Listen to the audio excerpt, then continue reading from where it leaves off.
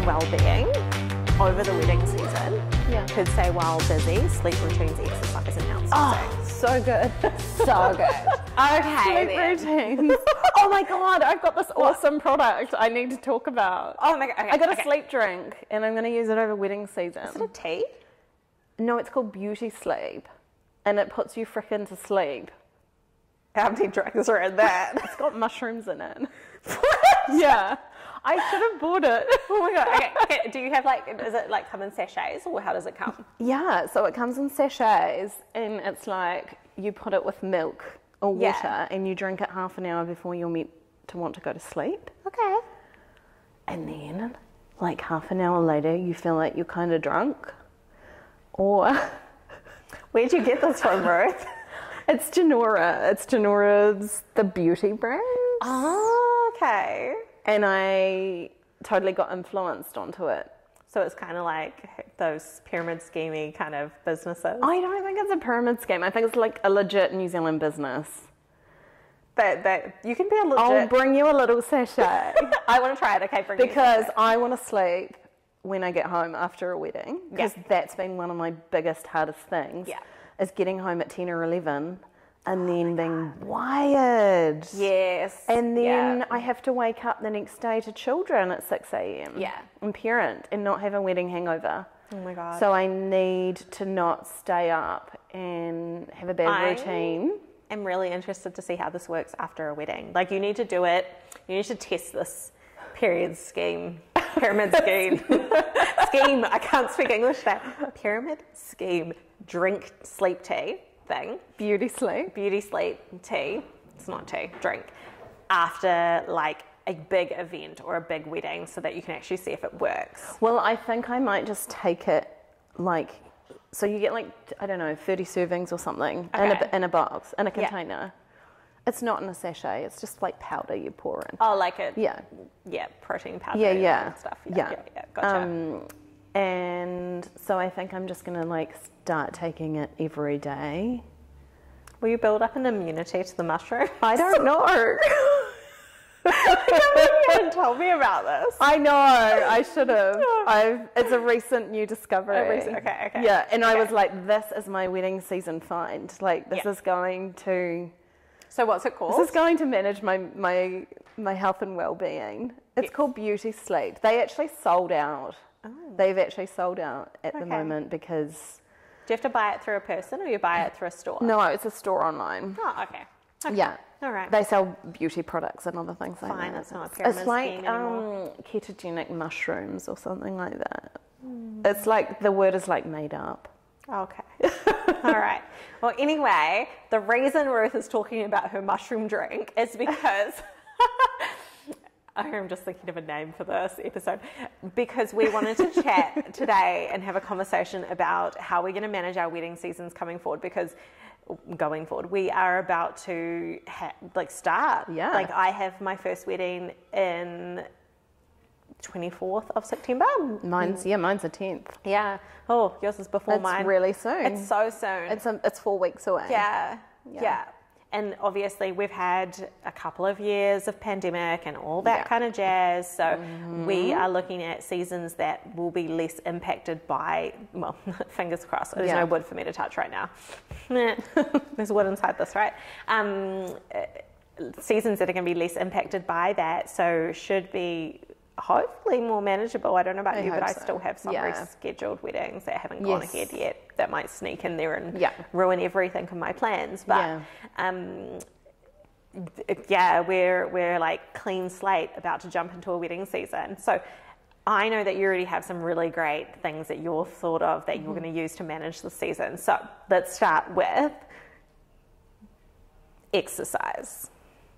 Yeah, so I don't know about you guys, but I am old now and my body hurts after a wedding and my back hurts. Yes. And something I actually started doing last wedding season, which I think really helped, was doing yoga on a Monday morning. Yeah. I would love to do it on a Sunday, but that's just chaos because the kids haven't seen me for a day and, weekend and everything. But Monday morning, first thing, like Yeah. 9 o'clock, just to stretch out. Yeah. And the more I do it, the more I know I need to do it. Yeah. And it is so freaking good, I think, as well, from like a meditational perspective, just like breathing, because we're always in such a rush on a wedding day. Yeah. And I feel like it's easy to bring that rush into your life the next day or days after a wedding, because you're on go mode. Yeah. And so I feel like I need something to break that. Yeah. To like stop myself from approaching everything in that way. Yeah. And so, yeah, I mean, exercise really helps for me. It's like, or like yoga for the body, for the muscles, or like a really good like cardio or weight session or something that just like smacks me out of my Smacks you out. out of my like post wedding vibes. Yeah. That like recalibrates it all. Your wedding hangover. It's how you No get over one it. wants to exercise after a wedding, but it's really It's so good. good. Yeah, It's I know really what you good. mean. Even a walk or something. Yeah, I was going to say for me that's going to be walking. Well, it's Yeah. going to be walking my little fur baby. But Yes. for me, I prefer like a nature hike, like an actual like a good 45 minutes plus walk up a Yes. mountain always gets me in a really good headspace, because that first sort of like 20 minutes I'm still, my head is just running everything around constantly. I'm thinking about stuff, especially if I'm really like busy at that time or really stressed at that time. I went and had a massage the other week and a facial afterwards. So it was like 2 hours I was there for, and I could not turn my brain off the whole time. I know that feeling. Yeah. And it was just like, I really just wanted to relax. But I've been going so hard out recently that I couldn't let my brain stop. My brain would not stop turning off. It would not stop. It would not stop. It would not turn off. So things like exercise, like going for a good as walk, that is my like my goals, my Sunday goals, because I don't have children, but my Sunday goals for this wedding season is to do a proper walk every time. I like the yoga though. The yoga is good. Yeah, I got this really good app on my phone. It's called Downdog. I have that. I think I didn't pay a huge amount for it. I got it on special at the beginning of the year, and it's actually great. You can set it up for like as many minutes as you want to do. Yeah. And then spit out like what parts of your body you want to work on. So it's like always my back after a wedding. I didn't know you could tune you that. can tune it in to tell it like lower back, upper back, whatever. It's been a while since I used it. Yeah. I love that. Okay, so key thing for you this wedding season and for me is going to be our exercise, managing our exercise, our mindset, our mental wellness. Mental health, our mental wellness. Yes. Can I add two more things to that? Go. You know I love my exercise. But before you do that, you just need to go like this, because your hair is going to make a horrible noise for everybody listening to this. Yeah, stop touching the mic. Okay, sorry. That's better. So, if you are a person that feels like you can't afford that morning exercise time-wise, or it just doesn't work for you for whatever reason, I started doing exercise snacks. What? So, like, especially sitting down culling last season, I had to break that up, and I would do a little exercise snack of like 7 minutes. Of exercise every like twice a day or something. Like a little snack. Like that's 14 minutes of exercise. Yeah. But it's like 7 minutes. You've been sitting down for ages editing or culling or whatever. And then I just jump up, put my 7-minute app on. Yeah. And then do 7 minutes outside in the sun. Yeah. Is it an app or a timer? It's actually an app called 7 Minutes. Ah. And it's Do free. they call them snacks as well? Because No, I really they want to call them do not 7-minute call breaks. them snacks. Snacks just makes me think I should be eating I know, chippies or something. and like you should be eating as well, because we all love that. But but it was like a little exercise snack. Okay. Okay. Okay, it's just an exercise break. Yeah. 7 minutes. You can call it whatever you want. If that is catchy and it makes you do it, Ruth, then you go for it. I like it. It was just a good little break, and it's still like it recalibrated my thinking, my brain dead state. Yes. Oh, and the other thing I think is a great way to get some steps in is I always do my phone calls when I'm walking. Oh. If I know I have a phone call to do, yeah, I will go for a walk. Yeah. And I will apologise for huffing and puffing. You've done that to me. Yes. Yes. So I know what you're talking about. I might not do that if it was like a new client in some sort of commercial capacity. Yeah. If it's a mum, or if it's like Yeah. someone that I've worked with before, or if it's Alyssa, or like anyone that's editing for me or anything like that. Yeah, then you can do it. Nothing. They get to know us very well. Yeah, I will be huffing and puffing on that phone call. To be fair, you don't really sound that bad because you're quite fit already. So when you do it to me, it doesn't sound that bad. I can't really hear it. Bleh. I can't really hear your weird breathing. Because sometimes, like, what you think is going to be a 10-minute conversation turns into a half hour, and that's like a decent walk. Yeah. And then you're actually doing something that's good for you as opposed to sitting at your desk for another half an hour, right? Inside in the dark. Yeah. No, not very fun. I like that. Okay, was those your tips for managing this wedding season for exercise? Okay, cool. What is your...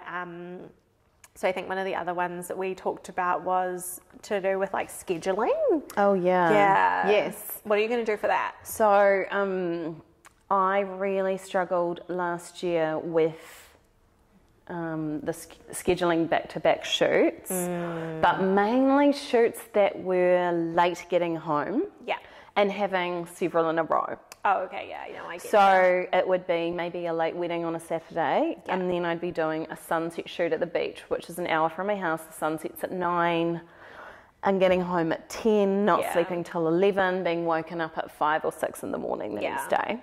It's not enough sleep for me. No. So I have said to Alyssa, like, I've put in some rules around bookings, and so I'm not allowed to book more than 2 late night shoots in a row. I like that though, that's such a good rule. I'm not allowed to book a shoot on a Monday because I will often work the weekend. So no shoots Monday.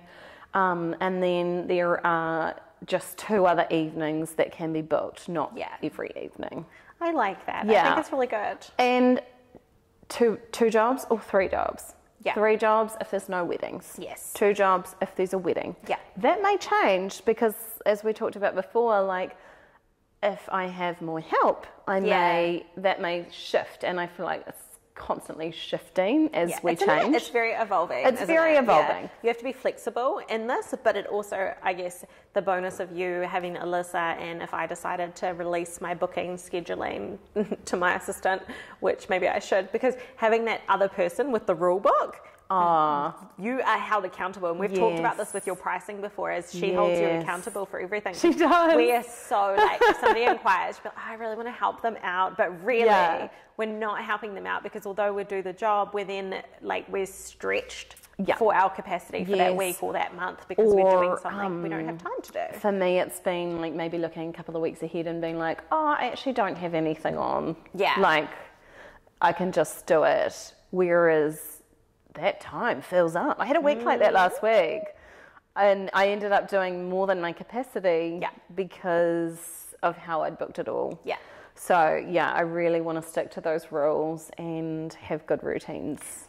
Around, especially it's the late nights, it's the sleep. I need my sleep. When you know also that you've got this, like, these are the number of shoots and weddings I can do per week, and you've got that down packed and the rules in place, you can actually price better too, because that like correlates into how many shoots you have to do.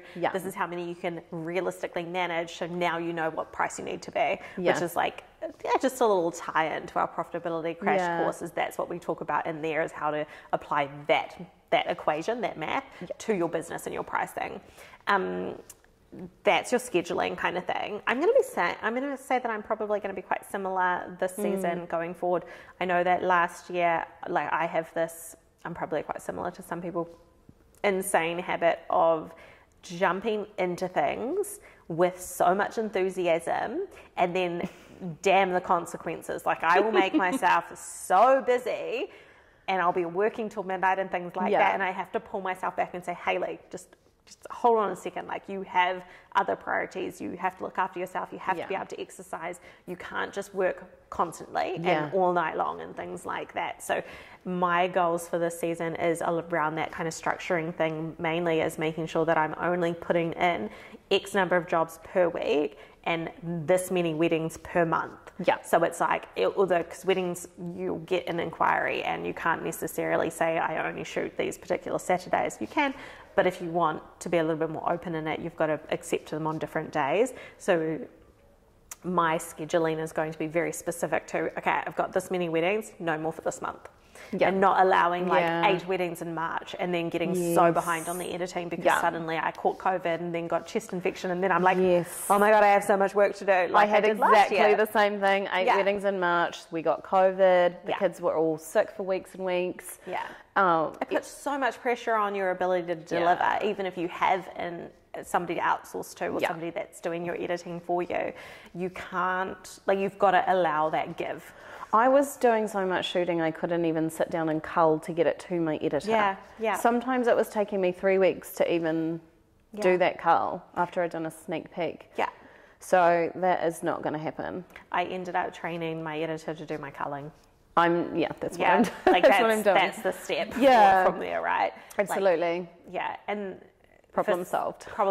For some people, that's not going to be a realistic thing because, one, not everybody has an editor and an assistant like we do, but also things in the sense of that releasing of the control of what images are delivered. Absolutely. That takes time. Like it takes time to train somebody or to have that relationship build up with your editing company to be able to trust them to deliver the images that are actually important. So that is a hard thing to do, but there's something that when you're looking at trying to maximize, I guess, profitability, but also time management and be able to shoot more people, sometimes that's something that has to happen. Which is why we probably shouldn't just be like, oh yes, I can do that for you when everybody asks us to shoot them. Do you know what though? Saying no is such a shift in mindset. Because I feel like for the first 5 years I was trying to hustle in my business that I took on everything and it was ludicrous to the thought of saying no to something, missing an opportunity, all of that sort of thing when I was just like, yay, people are paying me money to take photos of them.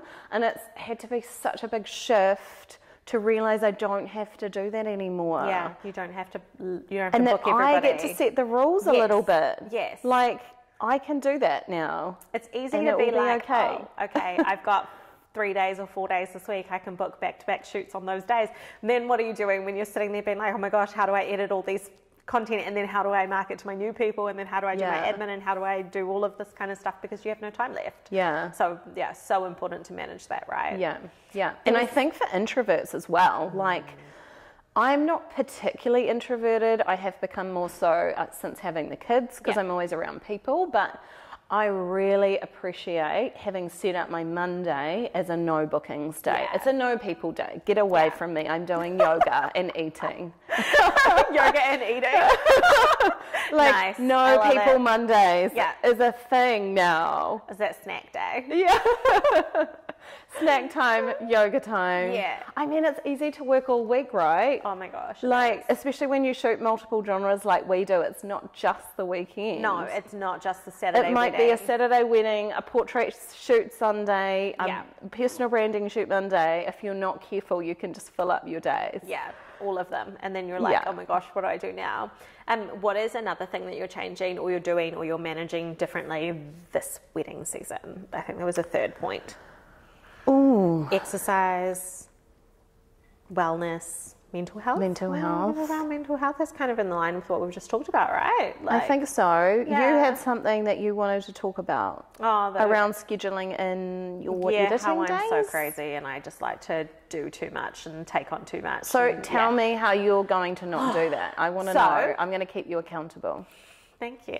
I would appreciate it. Every Monday, the first Monday of every month, when Ruth and I check in with one another, Ruth is going to kick my butt to make sure I've done not too much work. So for me, I need to really, like I know myself, watching the last years of me being in business, I know that I will book too much and I will work too much, and I'll get excited about new things and I'll decide that I'm going to do X, Y, Z, and I'll do it and I'll get it all done, but it puts a lot of strain on myself. But you'll break yourself doing it. Yeah, exactly. Like I don't have time to exercise. I don't have time to manage my life outside of business, because my business is my life too much. So for me, I need to be looking at, I've got, say, a Saturday wedding, therefore we need to set aside this many days to make sure that that job is edited and culled and delivered, and the products and the albums have been designed and ordered. And so that what I'm looking at is my season, I've dropped down by about 10 weddings. 10 weddings? I think it's 10 weddings. It might even be 15 weddings less this summer, and I'm capping it. I'm not going to allow any more weddings to come through once I book my set number. And that there is going to give me enough time to do all the work. But also I have to manage the other jobs that I do, so the other genres. So because obviously I shoot portraits and I shoot commercial and I shoot families and couples and all the engagement shoots, managing those. So engagement shoots, I have to decide, I haven't decided yet what this is going to look like, but I need to decide whether or not I allow them to come in summer, because I don't usually most clients want a weekend. And a weekend will be the day after a wedding or the night before a wedding, like Friday night or Sunday night, sunset shoots. And you've just shot a 10-hour wedding, and for me, most of the time, I'm driving 2 hours either side of that wedding. Those are big days, and then you need so many days after a wedding to actually reset and be able to be, I guess, productive again, because it's that wedding hangover, right? So this is what I have to do, is look at a rule. I have to decide on a rule for engagement shoots and family shoots and what I allow to be booked in summer. And I need to stick to my rules around, like you said, you can have 3 shoots per week, or 2 if one's a wedding. Did I tell you my engagement shoot rules? I think you only do yours in winter. That's what I decided this winter. It really threw me out, people wanting to book last minute engagement shoots over summer. When I was actually already fully booked. And I felt like I couldn't say no because they booked their wedding with you, right? They're a pre-existing client. It's really hard. And so Alyssa this year wrote this beautiful email about engagement shoots. That's a good idea. And why you should do them, and where we can do engagement shoots in Hamilton in winter. And why a winter engagement shoot is a great idea. And she sent that out and said, this is the dates that Ruth is booking between these dates. I love it. It's a bit late for me, but I could still do it for September. I felt so good about it, because my engagement shoots are not as pricey as my other shoots. So I really wanted to save those prime days, those weekend evenings for the shoots that are earning me a higher income. Well, because you've discounted, is that the right way to say it? You've discounted your engagement shoot slightly for these wedding clients because they've already booked in with you. So it's kind of like a bit of a package together. It is a package, although it's an add-on that they purchase additionally. It doesn't come with, but that's had a really great response. That's such a good idea. I really like that. I've got mine set up. My emails go out as scheduled, and once somebody books their wedding through Studio Ninja, it's an automation. So perhaps I need to change that. That's what I had, and I went and Alyssa deleted them all. Because it gave me no control. No, and then it's a revolving door because they're coming in because all the dates are different, right? And it gave me no control over predicting what my weeks would look like, and I really did not like that. I guess you can do a similar thing if you're like, I'm only going to shoot family sessions in these months. You can say, or you can say, I'm going to shoot family sessions for autumn at this time between these dates, and here's the locations we'll use, and this is why we should do it now. Like, it can also be like educational, promotional thing, right? That's really cool. Like, I don't have any May weddings this year, so I thought I'd really focus on family shoots. I like this. This is a great idea. We can preempt it. It's like education, but also it's marketing, but also it's managing our time better, so we're not feeling so stressed. And because everyone wants a summer family shoot, right? Because everyone's like, it's sunny, I want to take the kids to the beach. Totally. that's not necessarily manageable for us as Yeah. a photographer, right? Yeah. I like this. Yes, Great. and that's the other thing now, because I'm booked for the next 6 months. So Alyssa has put it into my email that goes out when someone inquires. She's got a little thing about, due to a busy schedule, I'm now booking March onwards. And I mean, if someone really needed it immediately, I could look and see if I could do that. But people are happy to book. Yeah. I that quite far often, in advance. Like, I'm about to shoot in the next couple of weeks. Well, actually, this weekend, I'm going to shoot 2 shoots that were booked in like 6 months ago. Yeah. Because people are quite happy to book in advance. Yeah. Like, because they know that you're busy, so therefore they want to make sure that they get a Saturday because that's what they need. So therefore they need to book XYZ amount out. Yeah. Was there any other top tips for how you're going to manage your wedding season? Yes. That we can finish up on? Yeah. I think the other big thing that I want to implement is a morning, like a bit of a structural morning routine where I sit down and write down 3 things I need to do that day. Is this for any time or is this for weddings? Well, I think that I need this more.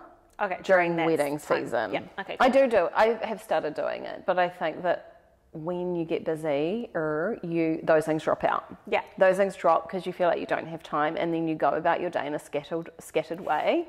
And I think it's like, if you say the top 3 things that you need to do and write them down, you start with a focus. You don't start with opening up your inbox and getting stuck in it for 3 hours. Yeah. And before you know it, you're picking up the kids. Yeah.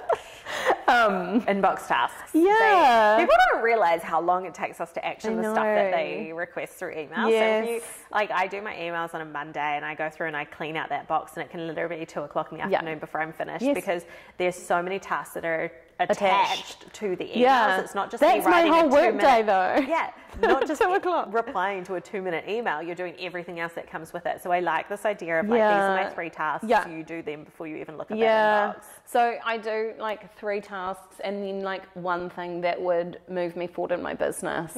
So what is that 1 thing that I want to do today? Okay. So that on the business as well as in the business. Yeah. So that might just be I don't know if there's an email template that I need to create or rework, or just all those little jobs that go on the to-do list. I like that. Just something that's going to move me forward in my business. I guess getting to cross things off is also you an have a endorphin list, you cross things off the list is an endorphin hit. Yeah. I always write lists so that I can cross stuff off. Or use Post-it notes and move it to the done thing like you do for your goals. Anything like that is so good to just endorphin hit. You feel more productive, therefore you are more productive. Yes. Chicken and egg keeps going. I find that having the 3 things in a book has helped me rather than having my Trello, because my Trello is very full. Oh yeah, mine is and so it can full. overwhelm me. Yeah. Whereas if I just have my notepad open and I can just write the 3 things. Yeah. And then if I need to, underneath I can make notes if I need to attach to whatever that job is. And then I'm not on my Trello, which leads me into my inbox, which leads me into this all of the things that I shouldn't be doing. It's all good to have our Trello boards, and that's where we're managing some of our workflow stuff and whatnot and tasks that we need to do that we have nowhere else to put the list for. But it's very busy, and because there's everything at different stages, you see it all and it become quite overwhelming. Yeah, it is. So the little notebook list is good. I like that. And I think the 3 things, if you put more, you're not necessarily going to get to them. You just keep adding to the list. Yeah, so you get your 3 done, you can add more. Yeah. If you want to. Yeah. But don't have too many on there. It has to be achievable, otherwise day. your brain's just freaking out the entire time. Yeah, it's that overwhelming thing, just like the Trello boards, right? Yeah. I love that. I think that's great. Yeah. I think that we have probably bored everybody enough with our awesome tips for this. So I hope that everyone has an amazing wedding season. Yes. I know that Ruth and I will keep each other accountable, I should say, for this season. And we can't wait to jump back into the recording day and do some more recording, because now we have it on a set day each month. Yes, because we put schedules in place. Structures. Okay.